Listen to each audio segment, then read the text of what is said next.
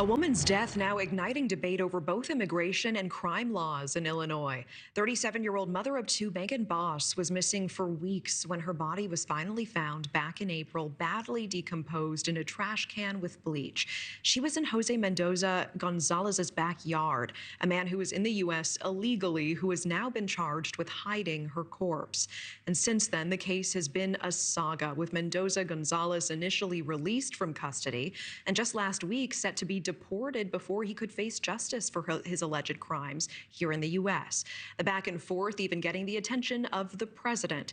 And now Megan Bos's mother has spoken exclusively with NewsNation's Mills Hayes about what happened to her daughter and the issues the family has had to face so far. Mills. Natasha, Megan's mom tells me that she's felt a range of emotions over the last 6 months, from terror to shock, as they try to fight for justice for their daughter, who leaves behind kids of her own.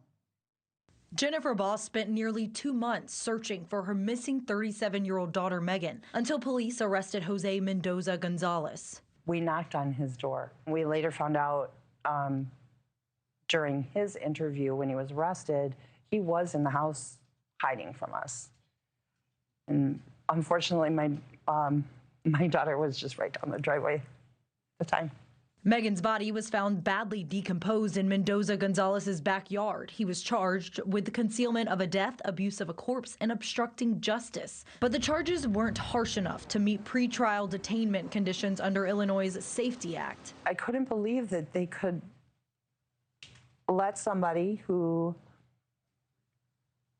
kept a body in his yard in a container and destroyed all of the evidence, and they would just let him go back home the next day, less than 24 hours. I was floored. But in July, Jennifer caught President Trump's attention. And in about 30 seconds, I said, you know, this man did this to my daughter, and he's walking free because of the Safety Act. 3 days later, Mendoza-Gonzalez, an undocumented immigrant originally from Mexico, was picked up by ICE. A detention hearing was held this past Thursday. The judge agreed that he was indeed a flight risk because he had requested 3 times self-deportation. He wanted to leave the country and not be tried for this crime.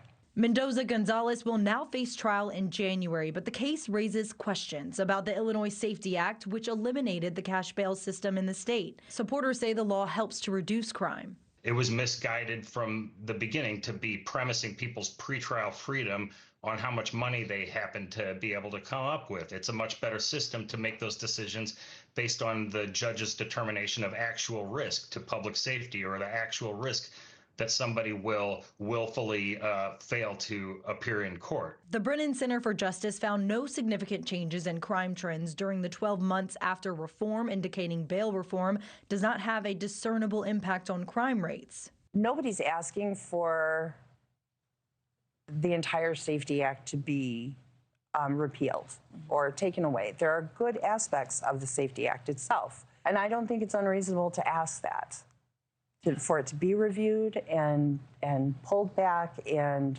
changed so that it does benefit the victims as much as it benefits the criminals.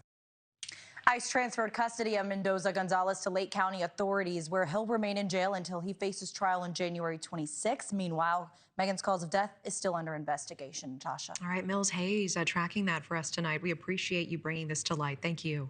Thank you for watching. Subscribe below and download our NewsNation app right now on your phone, and you will get fact-based, unbiased news for all Americans.